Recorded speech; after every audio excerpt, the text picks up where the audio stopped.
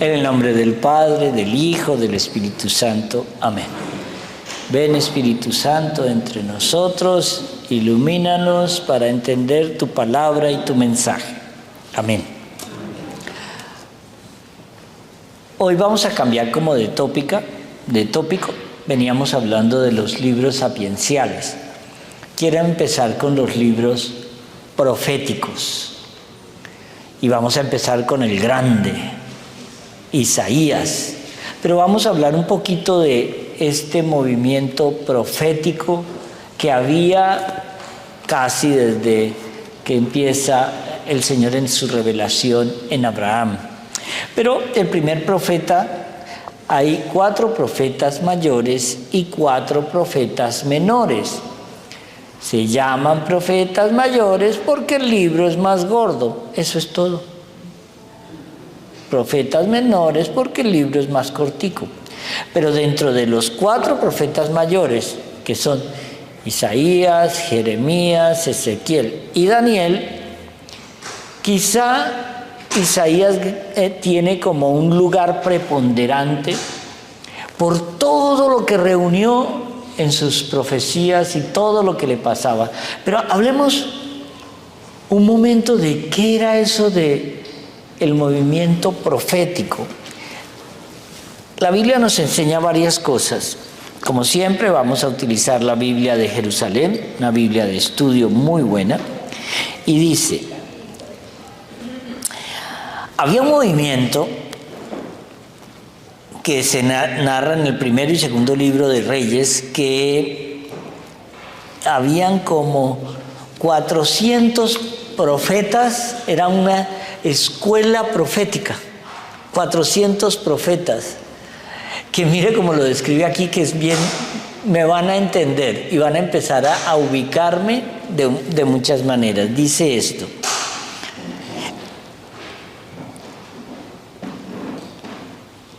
esta misma ofrece un testimonio sobre el vidente Balaán, llamado desde Aram por el rey Moab, y los 450 profetas de Baal convocados por Jezabel de Tiro y humillados por Elías en el monte Carmelo. ¿Ustedes se acuerdan de Elías? Cuando Elías llama a todos los profetas de Baal y les dice que hacen 2 altares y ponen dos bueyes, y dice: mire, oren para que baje fuego del cielo y consuma este ofrecimiento. Y los 450 profetas, nunca bajó fuego. Y Elías no había empezado cuando ¡pum! ¡Pachas! ¡Tom! No, esto no lo debo decir, cállate, Osvaldo. Entonces, esto hace pensar inmediatamente en los 400 profetas consultados por Ahab. Son, como los primeros, un grupo numeroso arrebatado por el éxtasis frenético, pero hablan en nombre de Yahvé. Ojo, pongan mucho cuidado con lo que voy a decir. Y si bien en este caso era falsa su pretensión, es cierto que el yavismo antiguo reconoció la legitimidad de tal institución. ¿Cómo así? Había una escuela profética de unos iluminados que hacían profecías falsas, pero la escuela era verdadera. ¿Están confundidos como yo cuando lo leí? Vamos por buen camino.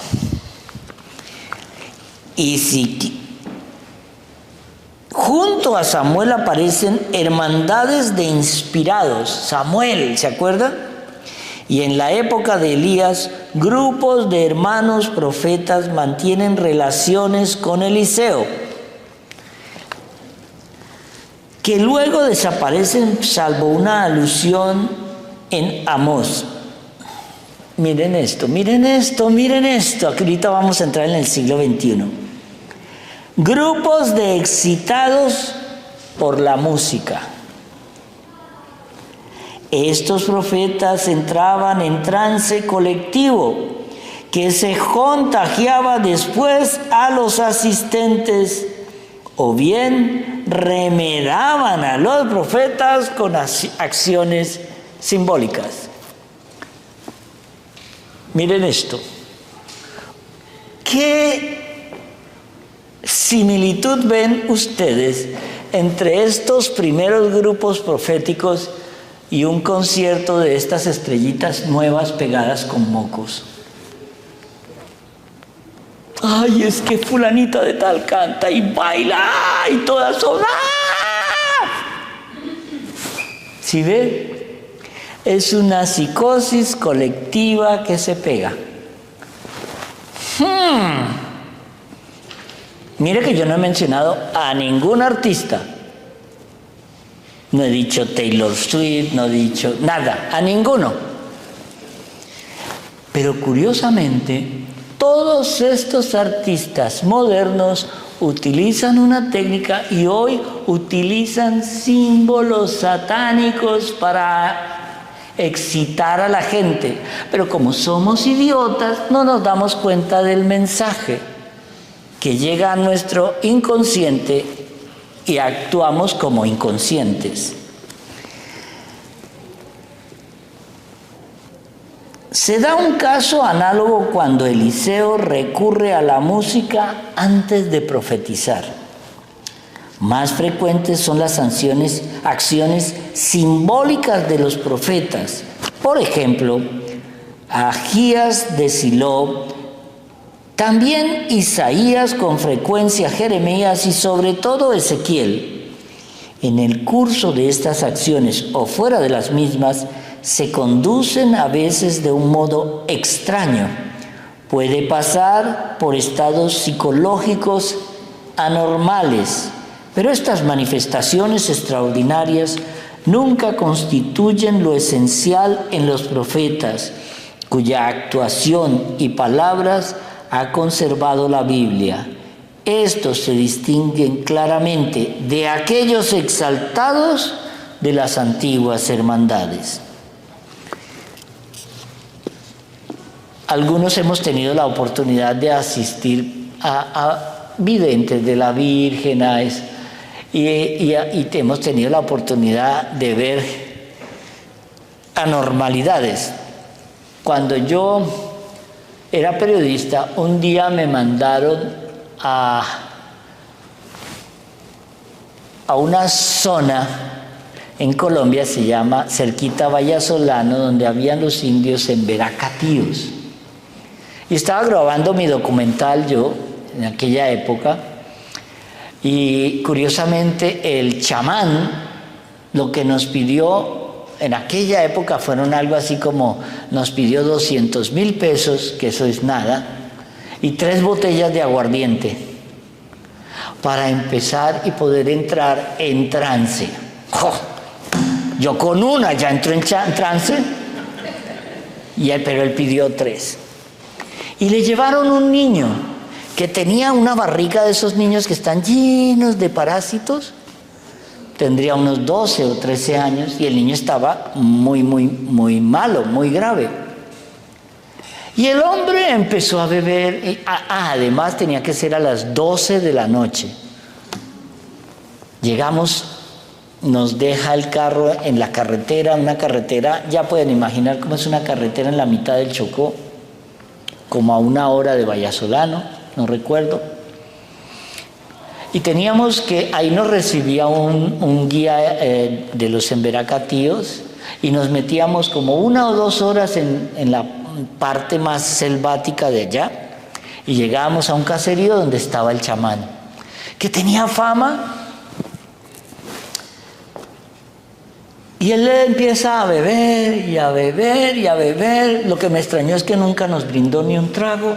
Entonces, hay un momento como a la media hora que él empieza como esos movimientos raros y todo eso. Y él empieza a tomar un poquito de aguardiente y se lo escupía al niño así como en spray. El niño en el suelo, inconsciente. Es más, tengo el video. Y entonces de pronto uno ve el niño y el niño abre la boca y le empiezan a salir lombrices por la boca, por la nariz, por los oídos, pero les quiero decir, es desagradabilísimo. Y empieza el vientre a salir, a desvanecerse. Eso es de Dios. Pero el niño se sanó. Eso es de Dios. Yo nunca supe qué pasó con el niño, porque nos teníamos que devolver. Pero ese show me recuerda aquí las brujas de la calle 8, que ustedes van para que les lean algo y entonces tienen la vestimenta, el incienso, palo santo, tienen muchas cosas raras, una música así como,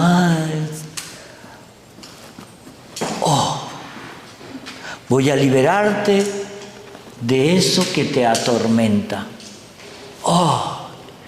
Pone los ojos en blanco, esto te va a costar $1,500. Pero cuando ella pone los ojos en blanco, tú eres la idiota que cree que te va a curar. ¿Eso es de Dios? No. Cuando tú ves un verdadero profeta, tú ni te enteras que tiene dones. Lo sientes. Cuando uno va, y hemos tenido la oportunidad de conocer videntes de la Virgen, ellas no hacen ninguna mueca, ellas no, arrodilladitas, quieticas, y hablan con el Señor o con la Virgen. Cuando uno ve la vida de Santa Faustina Kowalska, cuando el Señor le pone los primeros estigmas y ella no quiere confesar que los tiene porque le duelen, pero no se ven. Cuando Luisa Picarreta recibe los estigmas y lo único que le pide al Señor es que nadie vea que tiene los estigmas.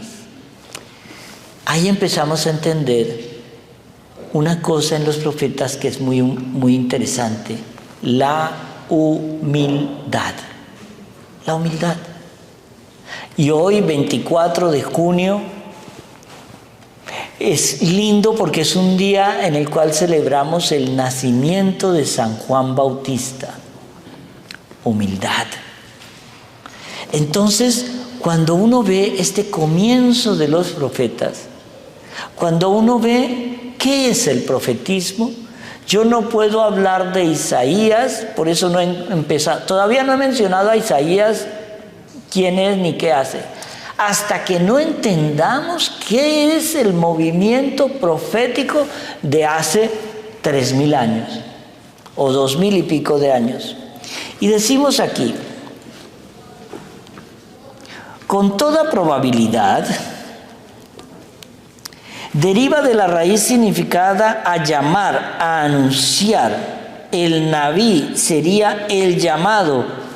El profeta es el que anuncia, y expresan lo esencial del profetismo israelita. El profeta en el movimiento israelita es un mensajero y un intérprete de la palabra divina. El profeta no solamente dice lo que ve, sino que trata de interpretar lo que ve para que los otros los entiendan, o para que los otros, los que no son de Dios, se confundan. Esta palabra que les llega es más fuerte que ellos y no la pueden acallar. Habla el Señor Yahvé: ¿quién no profetizará?, exclama Amós. Cuando nosotros entendemos esto, es cuando empezamos a mirar qué era este movimiento profético. Es el Señor hablándole al hombre. ¿Ustedes no se acuerdan cuando eran niños que tenían unos sueños que ya no tienen? Cuando eran niños, ustedes sentían que pertenecían a un mundo diferente a este, ¿cierto? Díganme que sí. Entonces es cierto. Era un mundo en el cual había una verdad revelada que se nos fue apagando con el pecado. Cuando ustedes tengan niños chiquititos, menores de 9, 8 años, menores de 7 años, pídanles la bendición. Ustedes, ancianos pecadores, pídanle la bendición a un niño, porque quien opera en él es el mismo Dios, porque es la inocencia pura. Es la inocencia de un niño bendiciéndote a ti. Tener un hijo que te pueda decir todos los días, hijito, bendíceme, un nieto, un amigo, un sobrino, es una bendición de pureza. Y cuando tengamos pecados de impureza, clamen a esos angelitos. Eso es algo muy bonito que explica Santa Hildegarda von Bingen en sus revelaciones. El movimiento profético en Israel era un movimiento de una credibilidad muy grande, porque era el único momento en el cual los israelitas sentían que Dios les hablaba. Por eso cuando Moisés subía al monte Sinaí, el demonio se quedaba atacando al pueblo. Mientras Moisés, entre más se acercaba a Dios, el pueblo más se apartaba de él. ¡Qué fuerte! Hasta llegar a hacer un becerro de oro para adorarlo. ¡Qué fuerte! El alma humana solo descansará cuando descanse en Dios, según nos enseña San Agustín. Pero siempre, usted puede ser el ateo más grande del mundo, pero siempre su pregunta será, ¿Dios existe? Hoy vivimos como si Dios no existiera, sabiendo que existe, consciente o inconscientemente. Hoy vivimos creyendo que vamos a vivir 1000 años, y el que más vive, vive 80, 90, poquitos llegan a 100, algunos llegaremos a 140, pero lo que nos enseña el profetismo es a vivir cada minuto de nuestra vida como si al siguiente segundo fuéramos a morir. Hay una charla que estoy preparando para un retiro que tenemos en Los Ángeles. Y en esa charla hay unas cosas de San Pablo que nunca me había dado cuenta. San Pablo nos invita a vivir muriendo, para ser felices viviendo. Vivir muriendo. Cuando yo tengo que ungir a los enfermos que ya están tan malitos, y oigo esa frase de, Padre,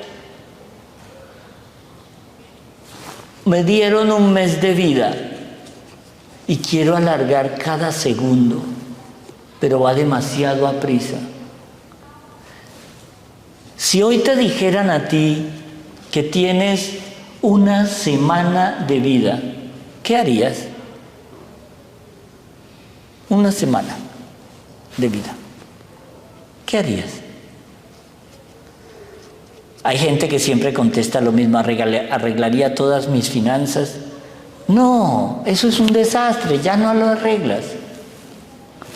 Arregla tu inversión en el cielo. Esa sí la debes arreglar. Porque el profetismo lo que nos está enseñando es ¿Cómo vivo en este instante mi vida hoy para agradar a Dios? Y cuando uno ve ese poema de Santa Teresa de Jesús, en el llamado, no te acepto, Señor, lo aceptaré mañana, para mañana volver a decir lo mismo. No lo acepto hoy, Señor, lo aceptaré mañana, para mañana volver a decir lo mismo.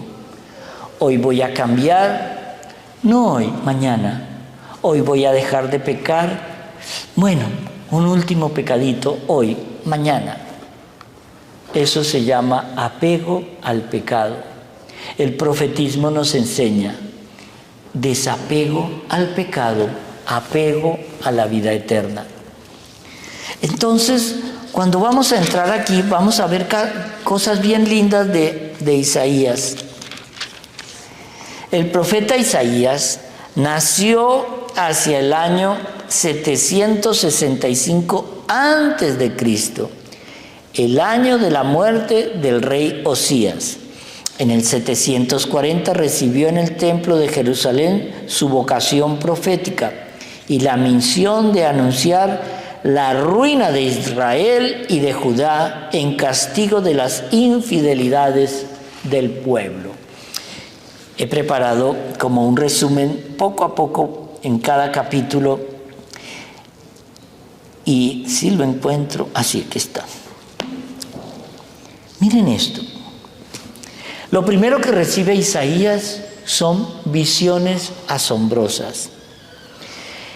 Y él empieza a hablar muy pronto de que la corrupción tan grande del pueblo favorito de Dios es lo que lo lleva desesperadamente a entender que necesitamos un Mesías. ¿Sabe cuándo nos damos cuenta de la necesidad de un Mesías? Cuando yo veo en el espejo ese pecador que no puede cambiar. Yo no puedo, Señor, no puedo, me rindo, pero tú sí puedes. Actúa en mí, Señor. Este pecado que me atormenta no me deja salir, pero tú sí puedes cambiarme. Te entrego mi voluntad, no la quiero, solo quiero tu voluntad divina. Isaías nos da palabras de consuelo y da palabras de ánimo a los que buscan a Dios. En ese momento, cuando aparece Isaías, recuerdan que en el año 990 más o menos, cuando estaba el rey Salomón, se divide el reino a su muerte. Entonces queda un hijo al norte y el otro hijo al sur. Al norte quedan 10 tribus y se va a llamar el reino de Israel. Y al sur, todo lo que es hoy la área de Judea y el sur de Israel, chiquitito, se va a llamar el reino de Judea porque era de la tribu de Judá. Dentro del reino de Judea estaba Jerusalén.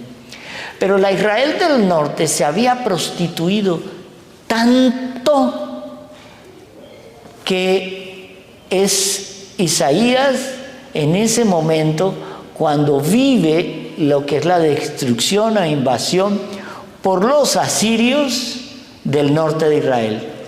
Toda la parte de lo que llamamos Samaria y Galilea, eso fue conquistado por Asiria. Eso fue en el año 780 y pico antes de Cristo. Hoy estamos en el 2025 y seguimos igualitos. Esa pelea no ha parado, es la misma.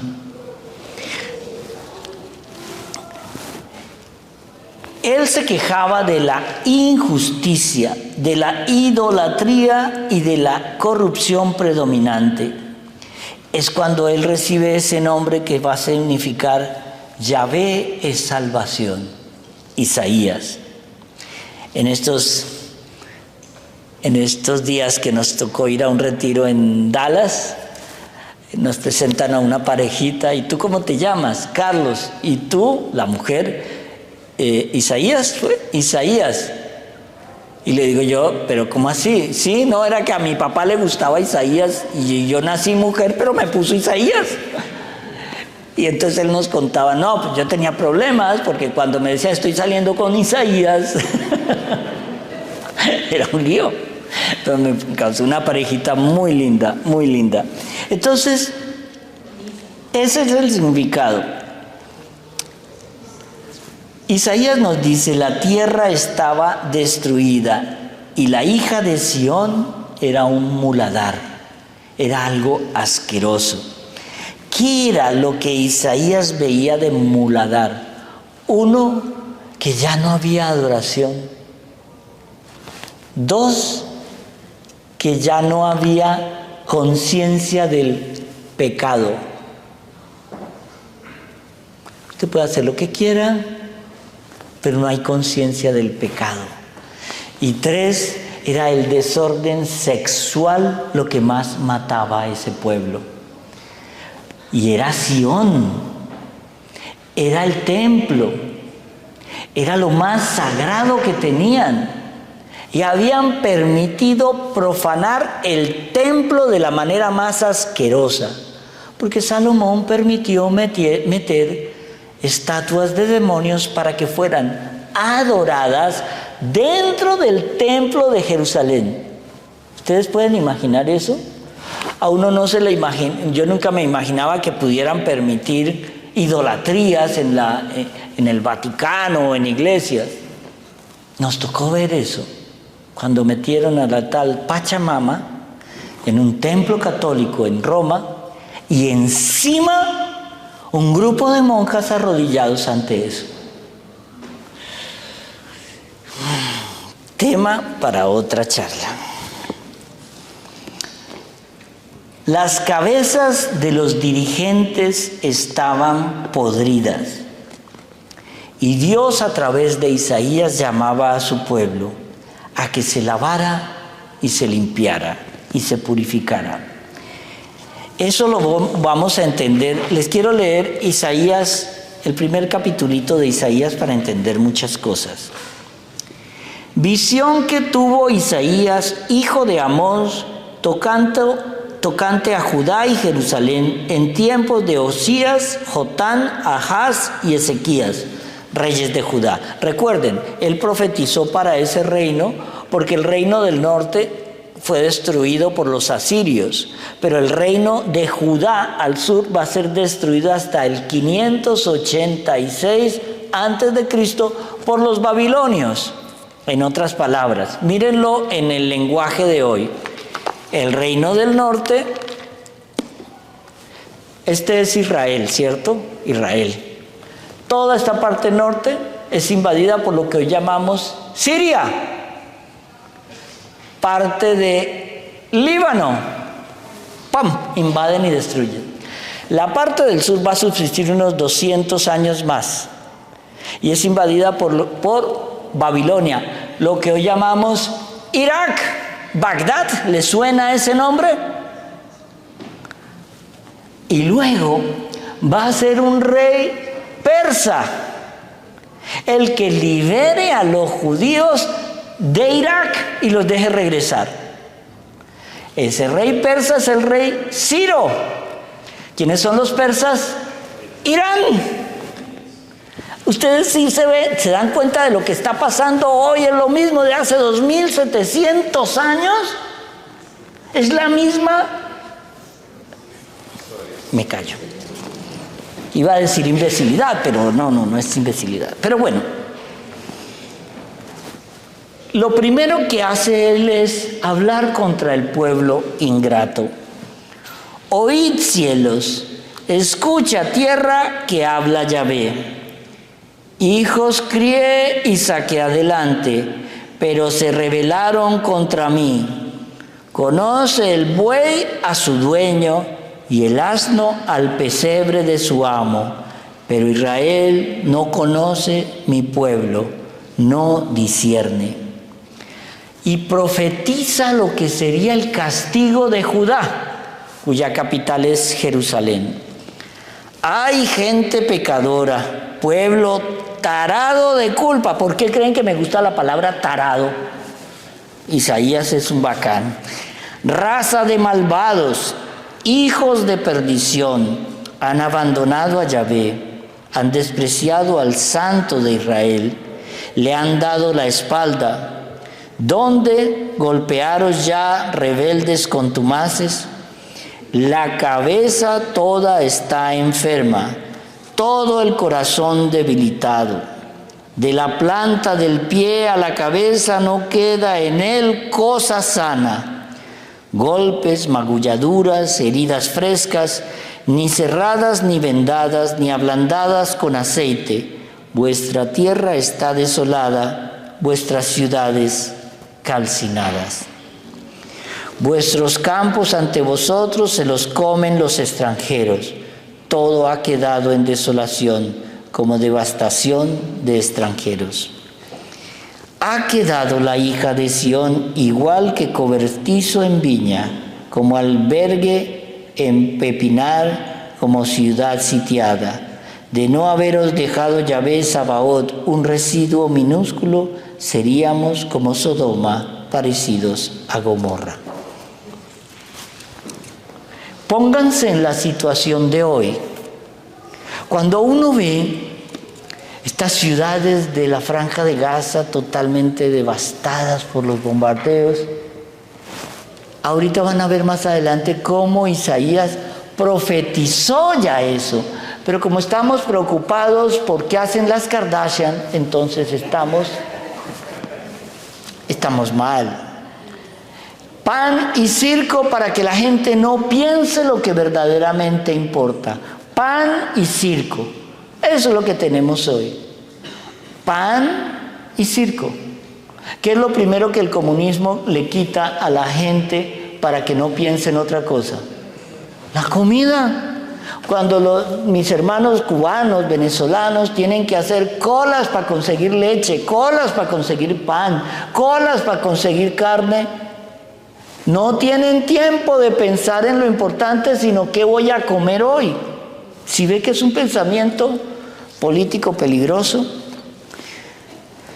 Escuchad la palabra de Yahvé, regidores de Sodoma, oíd la instrucción de nuestro Dios, pueblo de Gomorra. A mí, que vuestros sacrificios, dice Yahvé, harto estoy de holocaustos de carneros, de cebo de cebones, no me agrada la sangre de novillos, de corderos y machos cabríos. Cuando venís a presentaros ante mí, ¿quién ha solicitado de vosotros que andéis pateando mis atrios? No traigáis más oblaciones vanas. Su cremación me resulta detestable. Cuando el Señor ya nos dice, no más forma, la transformación tiene que venir de adentro.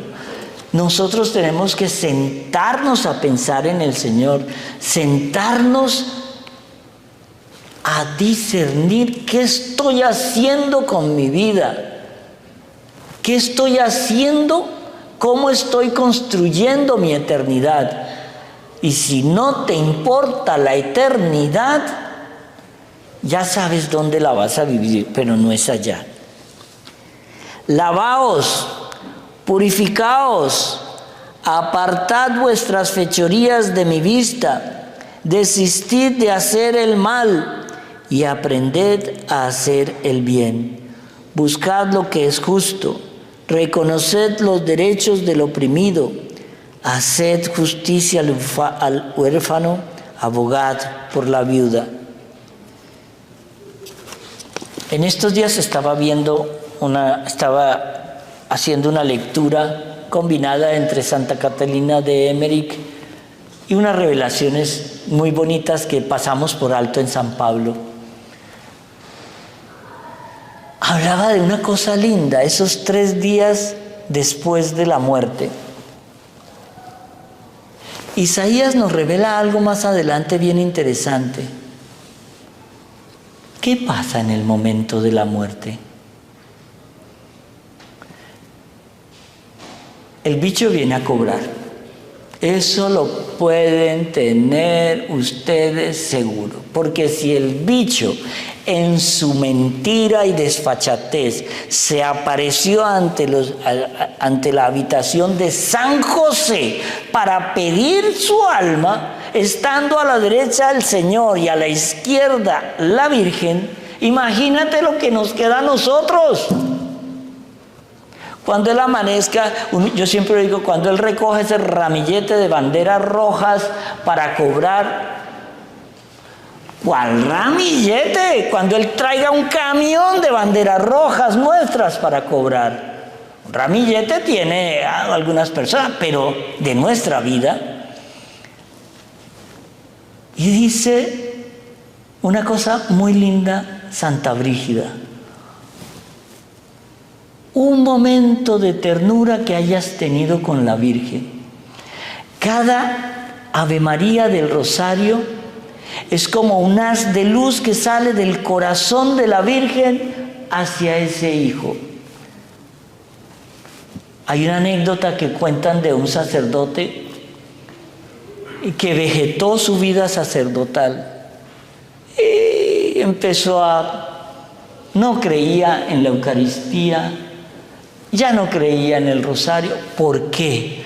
Porque dejó de orar y se enfrió. Se enfrió. Y tuvo un sacerdocio largo y se enfrió. Cuando él muere, empiezan a narrar todo. Era tal su abandono que, viendo a los demonios más grandes que venían por su alma, a él ni siquiera le importó. Porque eso es lo que se llama la última gran tentación. Tú no entras al cielo. Con todo ese pecado no entrarás al cielo. Pero acuérdense de una cosa: en ese juicio podemos apelar a la divina misericordia. Él vio a la puerta de su habitación a la Virgen. Lo único que hizo fue: Madre. La Virgen, en el dolor de ver ese hijo consagrado, estiró su mano y lo salvó. Madre. Solo esa palabra, Madre. Nosotros repetimos como loros cuando rezamos el rosario: Sagrado Corazón de Jesús, en vos confío. Oh dulce corazón inmaculado de María, sé la salvación del alma mía. Y no nos hemos enterado que todo eso se resume en Madre. En esa Madre está encerrado todo nuestro dolor, todo nuestro pecado, pero es que en su ternura ella nunca nos juzgará. Ella no juzga, ella no critica, ella solo ve ahí a un hijo o a una hija que dicen Madre. Isaías nos va a recordar que esa Madre va a existir. Isaías nos va a decir a nosotros: necesitamos un Mesías y vendrá de una manera determinada. Isaías nos dice en su belleza cómo ha de ser toda esa conversión. El Señor nos va a dar, según las tradiciones, 3 días para que discernamos si queremos condenarnos. La última gran tentación. Él quiere que todos nos salvemos, pero la culpa de nuestro pecado no nos va a dejar. Nosotros no nos podemos abandonar en el pecado que no podemos cambiar. Nosotros tenemos que pedir la ayuda de Dios, pero sin oración no hay ayuda. Si usted tiene un incendio en su casa, necesita llamar al 911, a los bomberos, porque los bomberos no saben que tú los necesitas. Dios sí sabe que tú lo necesitas, pero Dios quiere que tú se lo pidas. Ese es Isaías. Hoy solo quería dar esta pequeña introducción de Isaías, porque Isaías conlleva casi 200 y pico de años de profetismo. Porque el primer Isaías, el proto-Isaías, el Isaías posterior, son como 3 movimientos que van a ocurrir en 300 años. Ahí es donde juega un papel importante eso que llamamos las escuelas proféticas. Y es como esas 3 escuelas proféticas nos van a marcar a nosotros mucho de lo que usamos. Isaías es quizá uno de los profetas más usados por los evangelistas. Isaías es el profeta de nuestro tiempo. Es un profeta que habló de Jesús, que habló de la conversión, pero que también nos va a hablar de él hoy. Él tuvo una visión de los últimos días y nos recuerda: si permanecéis rebeldes, moriréis a espada. El monte del templo en los últimos días será exaltado y todos los pueblos vendrán a él. Eso también se dice en Apocalipsis. Peleará nación contra nación, hermano contra hermano, y todos creerán tener la razón. El Señor quitaría de todo sustento a Jerusalén. Hay una de las profecías más fuertes de Jerusalén, de Isaías, que dice que Jerusalén, esta Jerusalén que ustedes conocen, será destruida. Lo dice la Biblia, no lo digo yo. Luego él hace algo muy lindo. El renuevo de Yahvé será para hermosura y gloria, y el fruto de la tierra para grandeza y gloria del Mesías. Es cuando viene él compone una cosa que se llama la canción de la viña del Señor. Y advertía la invasión que vendría del pueblo de Babilonia.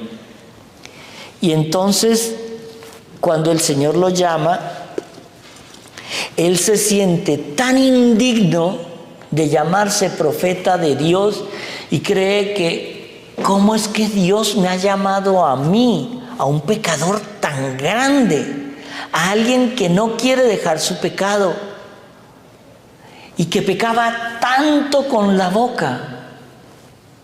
El Señor, el ángel del Señor, pone un carbón hirviendo en sus labios y le dice: ya te perdoné, estos labios ahora proclamarán la palabra del Señor.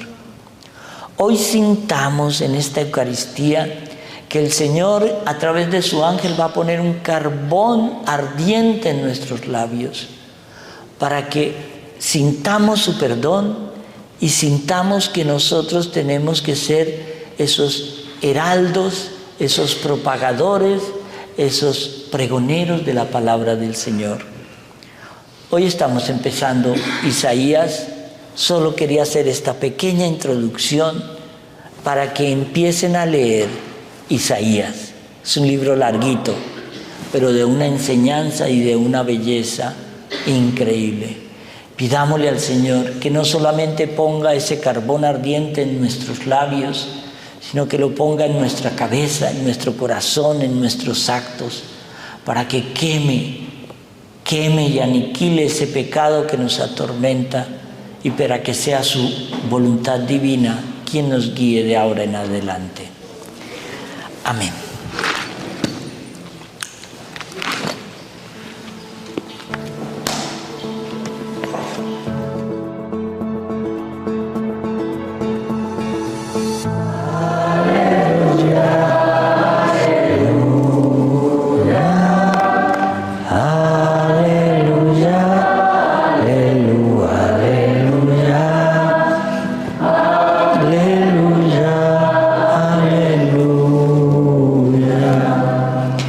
El Señor esté con vosotros.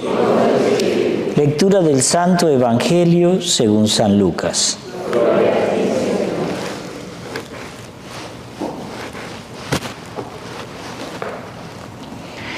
Por aquellos días le llegó a Isabel la hora de dar a luz y tuvo un hijo. Cuando sus vecinos y parientes se enteraron de que el Señor les había manifestado tan grande misericordia, se regocijaron con ella. A los 8 días fueron a circuncidar al niño y le querían poner Zacarías como su padre. Pero la madre se opuso diciéndoles: no, su nombre será Juan. Ellos le decían: pero si ninguno de tus parientes se llama así. Entonces le preguntaron por señas al padre cómo quería que se llamara el niño. Él pidió una tablilla y escribió: Juan es su nombre. Todos se quedaron extrañados. En ese momento a Zacarías se le soltó la lengua, recobró el habla y empezó a bendecir a Dios. Un sentimiento de temor se apoderó de los vecinos y de toda la región montañosa de Judea. Se comentaba este suceso. Cuantos se enteraban de ello se preguntaban impresionados: ¿qué va a hacer de este niño? Esto lo decían porque realmente la mano de Dios estaba con él. El niño se iba desarrollando físicamente y su espíritu se iba fortaleciendo, y vivió en el desierto hasta el día en que se dio a conocer al pueblo de Israel. Palabra del Señor.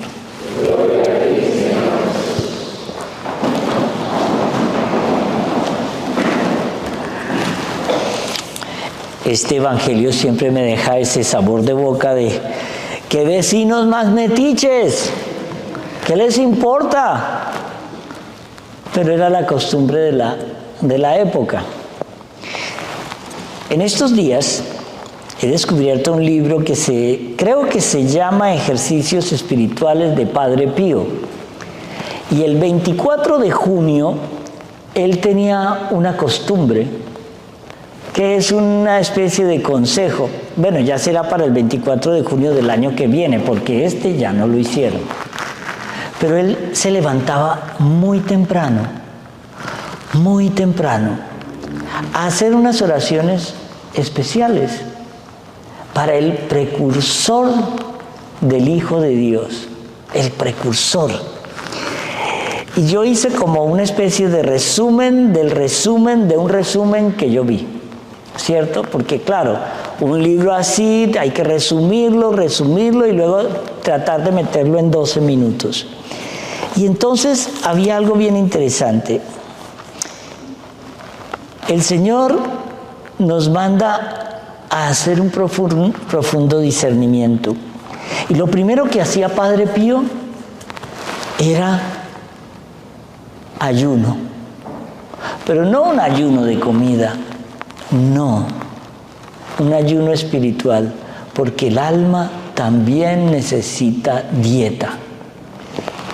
Estamos tan inundados de información que el cerebro ya no descansa.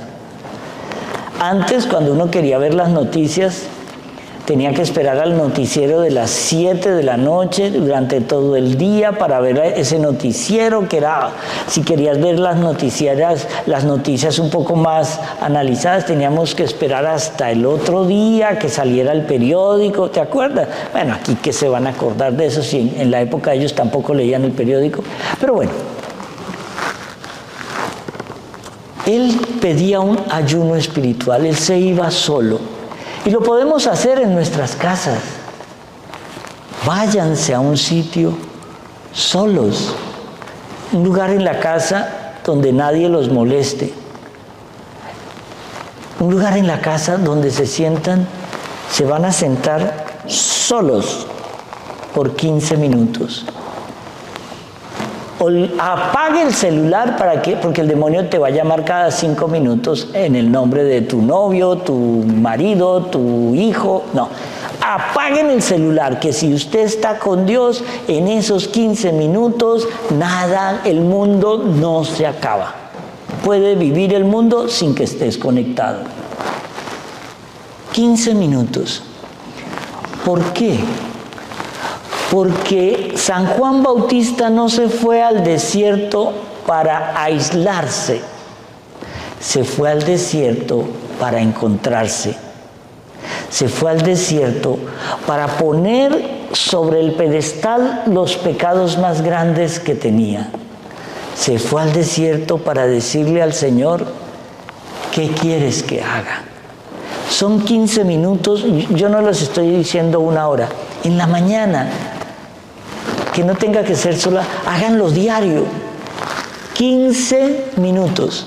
El Señor acepta que no se hayan bañado. Acepta que estén en pijama, con los pelos parados, que se vean feas. Él las ve lindas. Punto. 15 minutos, en los cuales voy a pensar, pero me voy a hacer en esos 15 minutos 3 preguntas. Preguntas profundísimas. ¿Qué estoy haciendo que me aleja de Dios? Piénsenlo. ¿Qué estoy haciendo yo que me aleja de Dios? Ese era un pensamiento que Padre Pío nos recomendaba en el ayuno de San Juan Bautista, porque esa meditación tan profunda de San Juan, en todas las homilías ya se ha dicho que su papá era Zacarías, que se quedó mudo por no creerle al ángel, que su mamá era Santa Isabel, que era prima de la Virgen, que cuando tenía 3 meses ella de embarazo es que la Virgen queda embarazada, que la Virgen la va a vivir. Esa carreta ya la conocemos, pero ¿qué nos quiere decir? ¿Cómo nos quiere coger a cachetadas San Juan Bautista a decirle, tarao, despierta? Primero, ese discernimiento de 15 minutos todos los días. Señor, ¿qué estoy haciendo yo que me aleja de ti? La segunda pregunta es, ¿cuál es el miedo que más me aleja de Dios y que me paraliza para ser quien Dios quiere que yo sea? ¿Cuál es la misión que Dios me encargó y que me da miedo? Hay un dicho que dice, mató al tigre y se asustó con la piel. Eso nos pasa mucho. Había veces que yo me metía en unos berenjenales brutales cuando era periodista. Yo me acuerdo una vez que mataron a un narcotraficante en Colombia y yo era practicante y yo quería quedarme con ese puesto. Y yo dije, yo me tengo que meter detrás de la caravana de cuando llegue el cuerpo. A mí me tocó era un narcotraficante muy famoso que el ejército lo mató en Coveñas. No voy a decir que fue el que llamaban el mexicano. Entonces, llegó a Bogotá como a las 2 de la mañana y nadie tenía imágenes de él ni de la familia porque eso estaba rodeado de escoltas. Y yo me acuerdo que yo le dije al director del noticiero, mire, deme la oportunidad a mí, permítame un camarógrafo y yo le consigo eso. Él me miró algo así como, una cucaracha habría tenido más afecto. Vaya a ver pues a ver qué hace. Era practicante, no me tenía que pagar. Venga, vaya, juegue un rato a ver qué consigue. Yo llegué y me fui, conseguí la funeraria donde estaba llegando el cuerpo y me acuerdo que salían unos guardaespaldas con unas metralletas, algo así, y me decían, váyase de aquí, periodista. Ay, cuando él me decía periodista, yo me inflaba. Yo era un aprendiz. Y entonces, ¿usted quiere salir como mi patrón, con los pies por delante? Entonces, yo no sé de dónde me salió el valor, no lo sé. Solo le dije a este narcotraficante, con su revólver casi en mi cara, decirle, es que él ya no le pertenece a ustedes. Él le pertenece al país porque él es una figura histórica de Colombia. Usted no puede negarle a Colombia la posibilidad de conocer qué pasó con él. No es su responsabilidad. Usted no puede coartar la libertad de que los colombianos sepan qué le pasó. Él me escoltó hasta dentro de la funeraria y dijo: grave. Yo salí de la funeraria y las piernas eran así. Llegué al noticiero como a las 6 de la mañana, el primero salía a las 7 de la mañana. Edité la nota y cuando la vi al aire, yo dije: ¿yo qué hice? ¡Qué bruto que soy! Maté el tigre y me asusté con la piel. Eso nos pasa en el miedo de la misión. Estamos con los dones para la misión. Tenemos todo para hacer la misión. Y cuando hacemos la misión, ya nos da miedo. Esa es la segunda pregunta. ¿Cuáles son las trabas que yo le pongo a mi fe para que el Señor opere su divina voluntad en mí? Y viene la tercera. ¿Cuál es el llamado que yo he estado ignorando de Dios? ¿Cuántas veces me ha llamado Dios a servirle y siempre le digo: hoy no, mañana? Para mañana volver a decir lo mismo. Santa Teresa: hoy no, mañana. Y quizás no haya un mañana. Y lo que en ese ejercicio de Padre Pío sobre la espiritualidad de San Juan Bautista, hay algo bien interesante.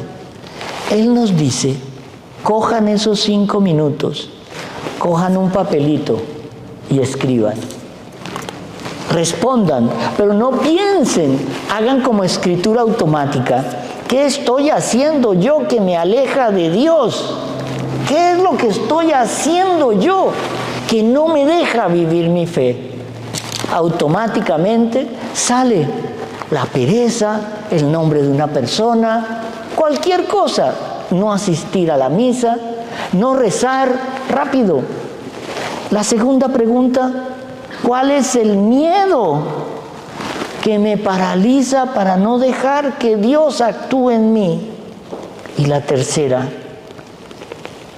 ¿cuál es el llamado de Dios que he estado ignorando? Y vamos a coger ese papel y vamos a hacer en ese ejercicio que Él nos entrega unas meditaciones, por decirlo de alguna manera. Cuando yo cojo esto y lo tengo escrito en ese papel, vamos a hacer algo bien lindo. Las hogueras de San Juan Bautista. Lo primero que hizo Zacarías cuando el Señor le regaló el milagro del hijo que él no creía que fuera posible, fue ir a la montaña, arriba, y hacer una hoguera. Una hoguera para decirle al Señor: gracias. Ustedes no se han dado cuenta que, yo no sé ustedes, pero a mí me encanta cuando estoy rezando el rosario en mi cuarto o en la oficina, pongo una velita, una imagen de la Virgen, y me encanta. ¿Qué pasa con la vela? Huele rico y ya está. Pero Zacarías lo hizo de una manera muy linda. Él quemó su pecado de incredulidad. Cojamos ese papelito en un sitio de la casa, no vayan a quemar el apartamento. Y en esa vela, quemen ese pecado. Así como hizo Zacarías, quemó el pecado de la incredulidad para que nunca más lo atormentara. Y para decir: Señor, yo creo en ti y voy a creer en ti. Por ese hijo. Como decían los vecinos metiches en este evangelio: ¿qué será de este niño que tuvo ese nacimiento tan especial? ¿Qué será de mí sin mi pecado? ¡Wow! La pregunta: ¿qué será de mí, Señor, sin mi pecado? Si logro quemar el pecado, quemando ese pecado, vendrá la gracia. Una gracia más grande, pero también esperen una tentación superior. Porque si tú te estás acercando al Señor, el ataque del maligno no para, ni después de la muerte. Él seguirá atacándote. Y aquí viene algo bien interesante de San Juan Bautista. Yo les recomiendo que cuando entreguen esas preguntas, recen el Salmo 139. Tú me conoces, Señor, y sabes y conoces mi debilidad. Tú sabes, Señor, que voy a caer a la primera, pero con tu ayuda, con tu protección, podré salir adelante. Recordemos que San Juan Bautista se diferencia del resto de los profetas en que todos los profetas anunciaban un hecho futuro. Él ya no anunciaba el futuro, él anunciaba el presente. El Mesías ya está aquí. Es alguien de que no tengo la dignidad de desatarle las sandalias. Y luego viene el último paso. Viene el paso del ofrecimiento de mi nada al todo.